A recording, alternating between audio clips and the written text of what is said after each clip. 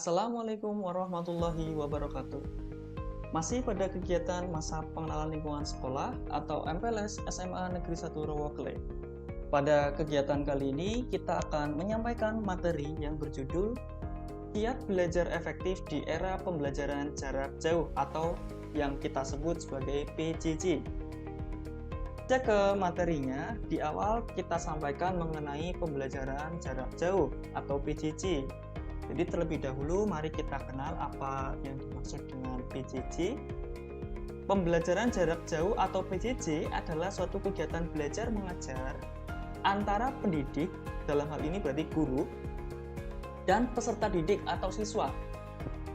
Yang mana lokasinya ini terpisah ya, sehingga perlu adanya suatu teknologi berupa telekomunikasi yang interaktif untuk menghubungkan keduanya dan berbagai sumber daya yang tentunya diperlukan.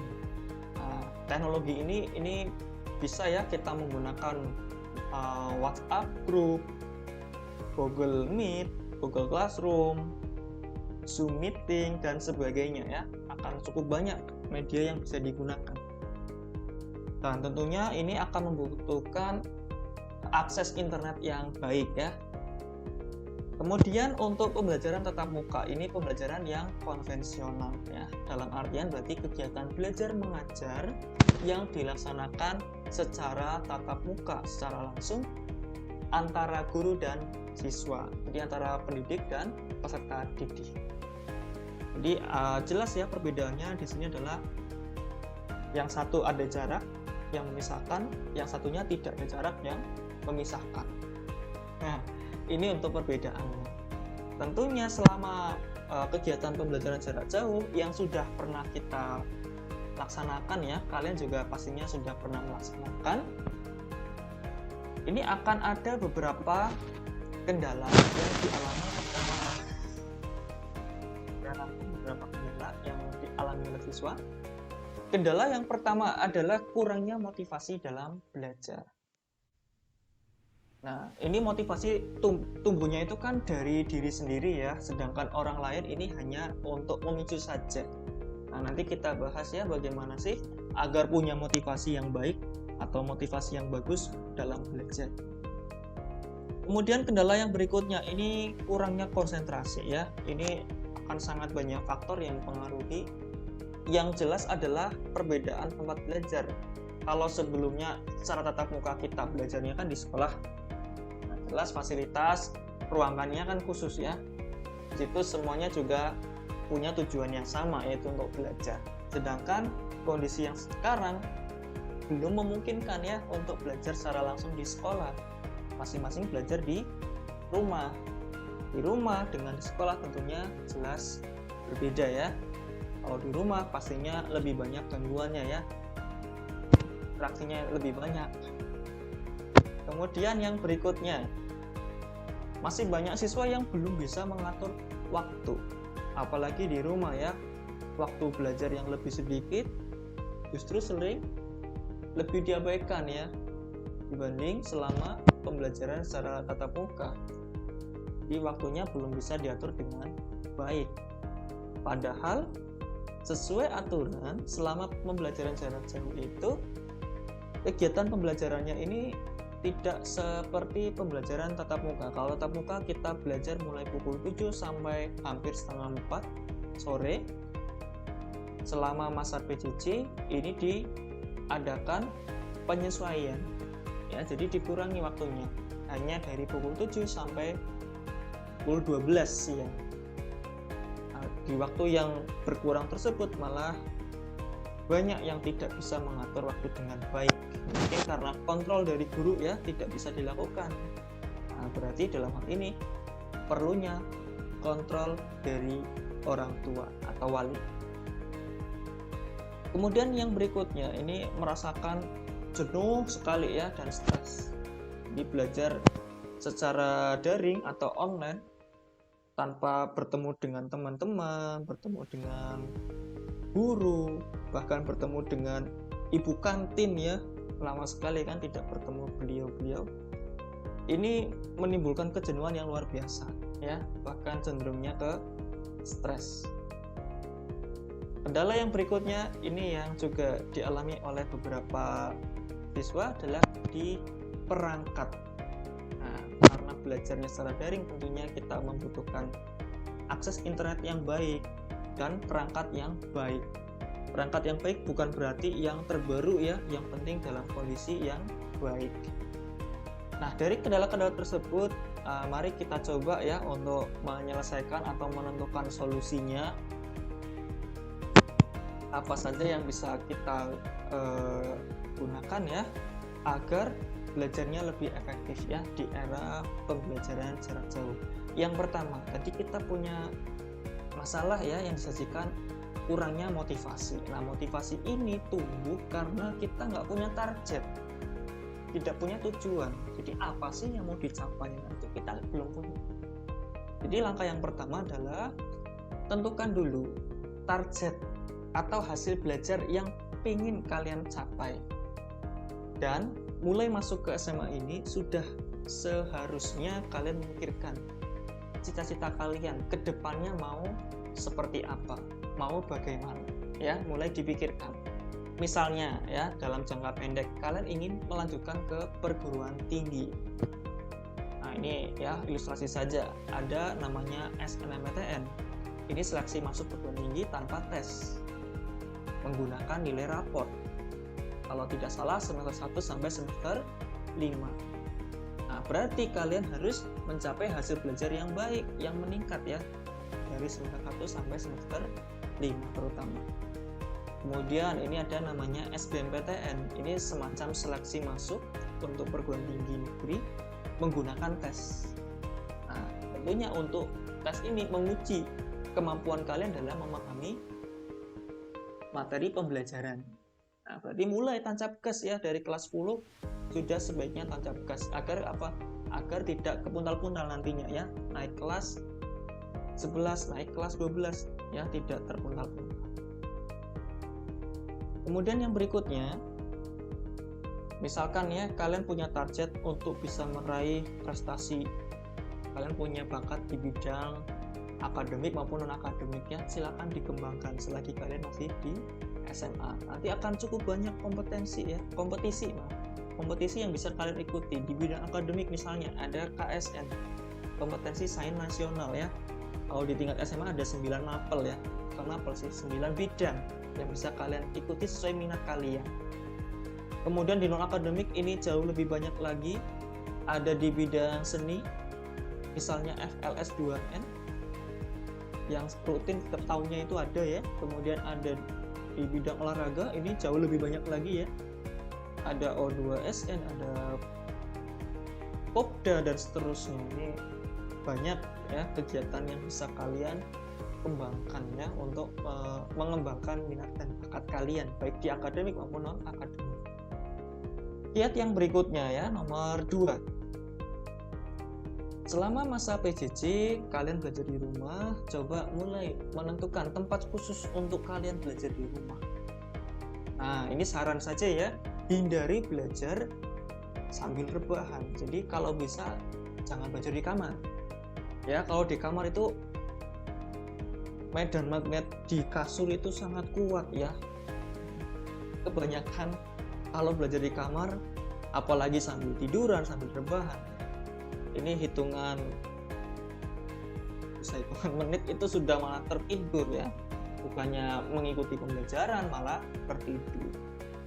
Jadi usahakan jangan belajar di kamar ya, atau kasur, apalagi sambil rebahan. Nah, carilah tempat belajar yang nyaman untuk belajar tentunya ya. Ini tidak harus mewah, yang penting kalian merasakan nyaman ya. Misalnya saya nyaman belajarnya di teras rumah, ya nggak masalah ya, kalian bisa belajar di teras rumah. Saya nyamannya misalnya belajarnya di ruang tamu ya, ya jadikan ruang tamu sementara untuk tempat belajar juga nggak masalah. Kiat yang berikutnya, yang ketiga, terapkan mindset atau pola pikir bahwa rutinitas untuk PJJ ini akan sama dengan rutinitas saat PTM. Nah ini ya yang kadang kurang tepat, jadi siswa merasa PJJ itu ya terserah dia ya melaksanakan pembelajarannya. Tidak seperti itu. Jadi usahakan ya, kalau pembelajaran jarak jauh ya kalian tetap mandi pagi, tetap sarapan. Kenapa? Agar lebih fresh. Pukul 7 itu kalian sudah betul-betul fresh dan siap untuk menerima materi pembelajaran dari Bapak Ibu guru. Jadi tidak ada bedanya ya dengan PTM. Yang beda apa? Uang saku. Ya, kalau PTM tentunya dapat uang saku. Tapi harap maklum juga ya, orang tua kalian kan sudah mengalokasikan itu ke penggunaan internet ya untuk kalian. Kemudian yang berikutnya, nah ini yang menjadi salah kaprah ya, selama masa PJJ saya sering menjumpai ini siswa itu tidak punya catatan. Kalau ditanya catatannya nggak punya.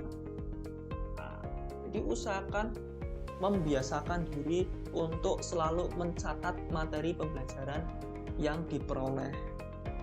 Jadi gunakan ya, tetap punya buku catatan yang berbeda tiap mapelnya ya, jangan digabung dalam satu buku. Jadi tetap laksanakan rutinitas yang kayak biasanya selama PTM. Jadi PJJ-nya ya sama saja, tetap nyata.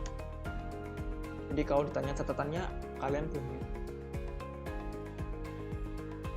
Yang berikutnya nomor 4. Nah ini, hindari multitasking selama belajar daring atau online ya. Multitasking berarti artinya itu melaksanakan beberapa pekerjaan sekaligus dalam waktu yang bersamaan. Nah misalnya nih ya, ini ya, dari selama PJJ dari pukul 7 sampai kira-kira pukul 12 itu jangan sekali-kali mencuri-curi waktu ya, nyambi bermain game ya, nyambi nonton drama Korea tanggung misalnya ya, tadi habis nonton ketanggungan, jangan ya. Ya fokus terlebih dahulu ya selama kegiatan pembelajaran. Nanti kalau sudah selesai baru silakan aktivitas tersebut dilanjutkan. Kemudian yang berikutnya, yang kelima, ikutilah pembelajaran dengan sungguh-sungguh. Nah ini ya, jadi tidak ada bedanya dengan PTM selama kegiatan pembelajaran. Walaupun secara daring, tetap simak dan ikuti penjelasan maupun arahan dari guru selama proses belajar secara daring ya. Kemudian aktif bertanya dan jalin komunikasi yang baik dengan guru maupun teman selama aktivitas PJJ. Nah ini sedikit curhatan kami ya para guru ya. Jadi dalam pembelajaran daring kami cukup sedih kalau selama pembelajaran kalian hanya aktif di awal dan akhir pembelajaran, hanya untuk menjawab salam. Sedih sekali rasanya ya. Jadi jangan seperti itu. Jadi selama prosesnya pun mohon untuk diikuti dengan baik. Jadi kalau Bapak Ibu guru menjelaskan ya kalian merespon minimal dengan kata terima kasih atau baik Pak, baik Bu. Kemudian kalau ada pertanyaan ya tanyakan saja. Justru yang seperti itu akan menimbulkan rasa ini ya, semangat kami dalam mengajar. Dan jangan lupa ya, komunikasi dengan baik. Jadi gunakan unggah-ungguh yang baik. Dibedakan ya bagaimana berkomunikasi dengan teman. Dibedakan dengan bagaimana berkomunikasi terhadap guru. Kemudian yang berikutnya, ya nomor 6. Selesaikan semua penugasan ini tepat waktu. Ya, jadi usahakan semua penugasan itu diselesaikan sesuai tenggat waktu yang diberikan. Jangan pernah menunda pekerjaan yang nantinya akan menumpuk dan tak mampu kalian selesaikan. Jadi kalau banyak siswa yang mengeluhkan tugasnya terlalu banyak, ini bisa jadi salah satunya ya karena kesalahan kalian sendiri, yaitu dengan menunda-nunda untuk menyelesaikan tugas. Nah, tipsnya adalah hari itu diberikan tugas, usahakan hari itu juga selesai untuk dikerjakan. Jadi tinggal dikumpulkan. Kalau bisa langsung dikumpulkan ya dikumpulkan saja. Kemudian kiat yang berikutnya, yang ketujuh, manfaatkan sumber-sumber belajar yang ada. Nah, nantinya kan kalian akan mendapatkan pinjaman ya, buku dari perpustakaan. Selain itu, untuk membantu pemahaman kalian terhadap suatu materi pembelajaran, ini akan banyak sumber-sumber belajar yang bisa kalian manfaatkan, misalnya dari YouTube. Dari YouTube ini akan kalian temukan banyak sekali video pembelajaran yang akan membantu kalian dalam belajar.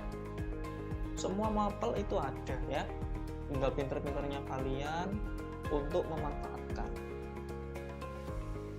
Nah, bahkan sudah banyak pengembang aplikasi ya di bidang pendidikan, ini sudah cukup banyak ya, kalian bisa mengunduhnya. Misalnya belajar bahasa Inggris itu banyak sekali aplikasi yang bisa dimanfaatkan. Bahkan beberapa bimbel juga secara online ya, memberikan bimbingan secara online, walaupun mungkin berbayar ya, tapi kalau mau yang jelas terjangkau, ini manfaatkan dari YouTube ya, itu jelas terjangkau dan gratis.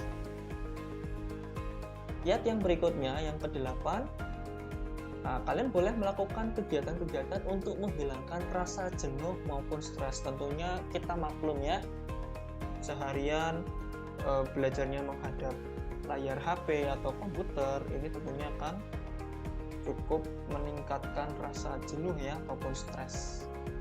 Nah, ini setiap orang punya cara masing-masing ya, mungkin ada yang dengan berolahraga, dengan main game, menonton film, atau mendengarkan musik. Mungkin ada aktivitas yang lain juga ya, yang sudah mulai berbisnis, banyak juga itu ya, yang dengan berjualan secara online dan sebagainya.